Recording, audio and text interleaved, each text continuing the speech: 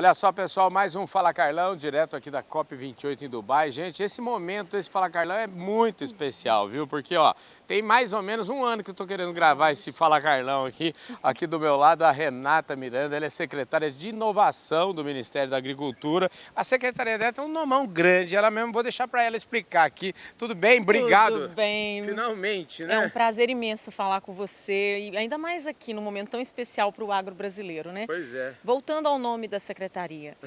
É Secretaria de Inovação, Desenvolvimento Sustentável, Irrigação e Cooperativismo. Olha só, gente, eu sou... Mas já vou te avisando, é pouco. É ambicioso, né? É pouco, porque a gente cobre muito mais assuntos, não caberia no nome da secretaria. Aí, para resumir, Secretaria de Inovação, que inovação leva tudo. É isso mesmo, para resumir muito bem. Escuta, antes da gente entrar no tema da Secretaria de Inovação, queria falar um pouquinho da Renata. Renata, você me conte um pouquinho, o que trouxe a Renata até aqui, onde você nasceu, como é que é a sua... Por que você está aqui hoje? Você trabalhou na Embrapa? Me conta um pouquinho, resume a sua história. Sem falar dos anos, né? Porque a falar história é longa, Não, né? mas Vamos lá, eu sou uma mineira, sou da região ali de Patinga do Vale do Aço, sou engenheira de alimentos, com muito orgulho formada em Viçosa, com mestrado em Lavras. Sou há 15 anos servidora da Embrapa e desses 15 estou há quase 5 anos no Ministério da Agricultura, nesta mesma secretaria, na Secretaria de Inovação. Gente do céu, essa mulher é... Pensa uma mulher competente, viu? Sim, já basta só, se faz as contas aí, vocês já vão entender o que eu estou falando. O negócio é o seguinte, viu?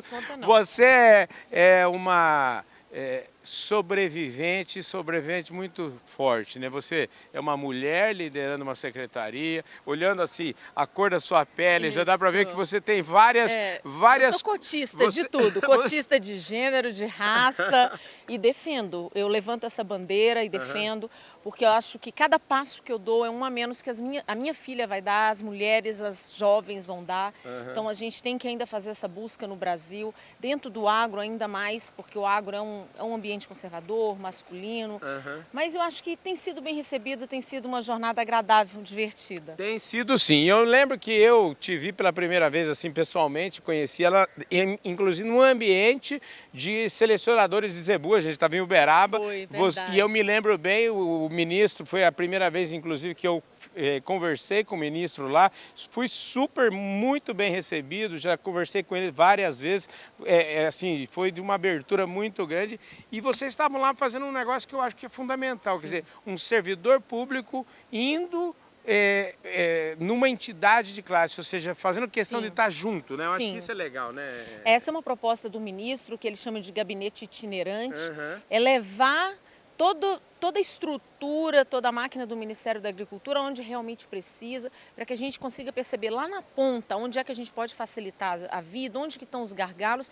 que às vezes a gente não consegue perceber ali do escritório ou avaliar o impacto, né? Então, é uma atividade que a gente vem fazendo, já fizemos um circuito em vários lugares do país e a gente vai fazer muitos outros e que dá um resultado muito positivo. Com certeza. Escuta, agora vamos entrar aqui um pouquinho na COP, né? A COP, a gente está aqui, eu estou já participando, faltam 3 dias, na verdade, para terminar a COP. Nós estamos começando as gravações aqui hoje do nosso, sei lá, 10º dia de COP. Que já dá para fazer um balanço, isso aqui é muito trabalho, né? Isso aqui é sem parar, né? Muito trabalho. Aqui as negociações começam às 8 da manhã, vão até meia-noite, tem vezes que atravessa a madrugada, porque imagina conseguir um consenso mundial sobre algum tema. Então só a interpretação, cada palavra é um símbolo, né? As línguas já são de origens diferentes, então para você interpretar, colocar no seu teor. Mas assim, em forma geral na negociação, Carlão, o que eu poderia resumir é que a gente vem percebendo ao longo dos anos, tem alguns anos que a gente acompanha a COP, está aumentando muito a tensão e a diferença entre países desenvolvidos e países em desenvolvimento. E isso é lamentável, porque a gente está perdendo o princípio que, quando a gente deu início a isso, né, que a gente chama da Convenção Quadro, lá na Rio 92, quando a gente estabeleceu quais eram as responsabilidades históricas, a importância de todos fazerem parte dessa agenda, a responsabilidade dos países desenvolvidos em relação aos países em desenvolvimento, vem perdendo ao longo do tempo e nos últimos anos mais do que tudo. Eu entendo assim que existe um cenário econômico, um cenário geopolítico tensionando isso tudo, mas a gente vê isso na mesa. Então, na maioria das negociações, elas estão ficando sem resultado prático e como a gente queria. Então, seja o artigo 6.2, 6.4 do mercado de carbono, até o Global Stocktake, que era para nós o resultado principal dessa COP, é capaz que ele não avance muito. Sharm el-Sheikh, que era de adaptação da agricultura, a gente já viu que vai ficar para o próximo ciclo, Bonn na Alemanha e COP29. Então, o Brasil, com isso tudo, aumenta a responsabilidade. A responsabilidade vem para o Brasil, a gente percebe isso. Porque existe uma expectativa muito grande de como se dará a COP30. O Brasil tem uma fama muito positiva de sua diplomacia e nisso eu quero aqui fazer publicamente um elogio gigantesco à equipe do MRE. O Itamaraty está de parabéns. Não sei se você sabe, mas os nossos diplomatas são considerados os melhores do mundo. Sim, ontem eu gravei um programa com um ex-embaixador do Brasil, com o Roberto Azevedo, que foi da Organização Mundial do Comércio, uma conversa topíssima de linha, né? Na mais alta, eu diria que é das mais altas prateleiras da diplomacia internacional.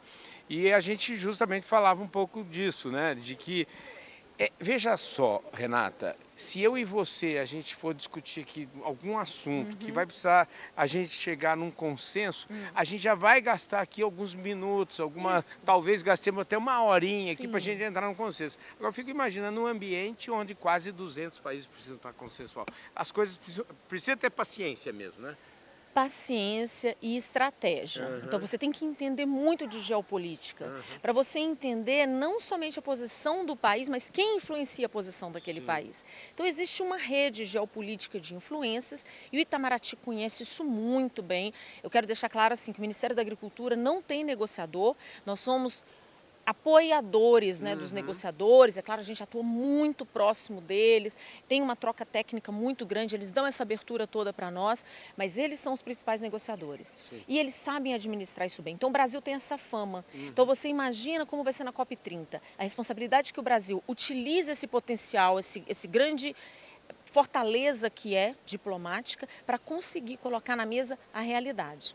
Agora, Renata, já que você tocou nesse assunto, eu vi que você conhece muito isso aqui, eu queria só deixar uma preocupação que eu já notei em alguns entrevistados meus, inclusive, que a conversa esteja sendo deslocada, vamos dizer assim, de foco. Quer dizer, quem são, vamos dizer, são os poluidores do planeta, que foram os países ricos nos últimos 200 anos aí, e parece que se a gente não tomar cuidado, é capaz dessa conversa falar assim, não, vocês, a gente da agricultura brasileira, de mocinho da história, acabar virando vilão. Você não tem medo disso? Como é que isso está sendo, como é que esse jogo pode acontecer? Pode acontecer? A gente corre esse risco? Sempre. Sempre, porque o mundo é movido pela economia, obviamente. Então, os países mais ricos, que normalmente são historicamente os mais poluidores e mais ligados a combustíveis fósseis, eles deslocam o foco da atenção. E para isso eles têm um arranjo, né? Um arranjo de instituições que eles financiam, um arranjo de narrativa, da mídia, para eles colocarem o foco aonde eles não atuam, eles têm performance, né, já resultados, para deixar a revelia, vão deixar assim no outro canto algo que eles vão demorar mais para fazer a transição tecnológica. Então isso é natural. Só que a gente tem que entender o seguinte, esse é o jogo. A pergunta é como é que a gente vai jogar esse jogo. Não adianta eu virar e falar assim, eu quero Não adianta eu falar assim, não posso perder por WO, eu tenho que participar, né? Exato. Eu falo isso sempre, o Brasil não pode perder por omissão. E nós temos uma capacidade muito grande de articulação. Ninguém subestima o Brasil, só que a gente tem que usá-la. Para isso a gente tem que estar presente, a gente tem que ter equipe. E essa estrutura, eu olho, essa estrutura de governo, essa estrutura de competência técnica, ela tem que estar presente em todos os pontos. porque a gente às vezes acha que está perdendo energia de estar trabalhando no exterior, nos fóruns internacionais, mas no Brasil é só a consequência disso. Porque o jogo, as regras são decididas lá. Depois a gente tem que cumpri-las. Então, ou você participa, que é uma forma legítima e democrática. Quem estiver lá decide. Se você não está, foi democrático da mesma forma. Reunião de condomínio, Reunião de condomínio é a melhor analogia. É essa. Aí o Brasil vai participar ou não? E participar massivamente, com competência. E temos capacidade disso. E estamos fazendo a nossa parte. Maravilha. Escuta, para a gente fechar aqui, e já que você falou o nome da secretaria grandão, vamos lá, e você é secretária, eu queria que você falasse um pouquinho o que tem em cada, dá uma palhinha em cada diretoria, em cada departamento aí. Vamos lá, viagem é longa. Mas vamos lá. Vamos lá. Você é boa de viagem, você é boa de contar história. Eu sou mineira. Que mineira não conta história, né? São 6 departamentos. Então, nós temos o Departamento de Inovação. Esse Departamento de Inovação, ele trabalha com todos os temas voltados a apoio à conectividade, políticas públicas. Lançamos o Rural Mais Conectado, que é um sucesso no Brasil, tem várias fases, um dia a gente vai conversar sobre isso. A gente fala sobre agricultura digital, a gente fala sobre hubs de inovação, a gente fala sobre ecossistemas de inovação, sobre a parte do ATER digital, de levar a informação. Falamos também lá sobre bioeconomia, recursos genéticos. Quando a gente fala de biogás, eles que estão lá articulando as estratégias políticas para a gente ir à frente com esses temas. Temos o departamento que é o departamento mais, vamos dizer, importante nesse ambiente aqui, que é o Departamento de Produção Sustentável. Ele é o líder que carrega o plano mais antigo, mais longevo e mais forte da agricultura no mundo para baixo carbono, que é o Plano ABC, que estamos até na segunda fase, o Plano ABC+. Então, eles que trabalham toda a parte de mudança do clima, nacional e internacional. Então, quando se discute mercado de carbono no Brasil, são eles que estão discutindo. Eles também discutem a parte de adaptação, a política nacional de solos, de água, de irrigação. Está tudo nesse departamento. Então, quando a gente fala dos comitês estaduais do Plano ABC, somos nós que ajudamos, apoiamos os estados na construção. Então, toda aquela parte da estratégia tática e operacional para a gente levar a agricultura sustentável está nesse departamento.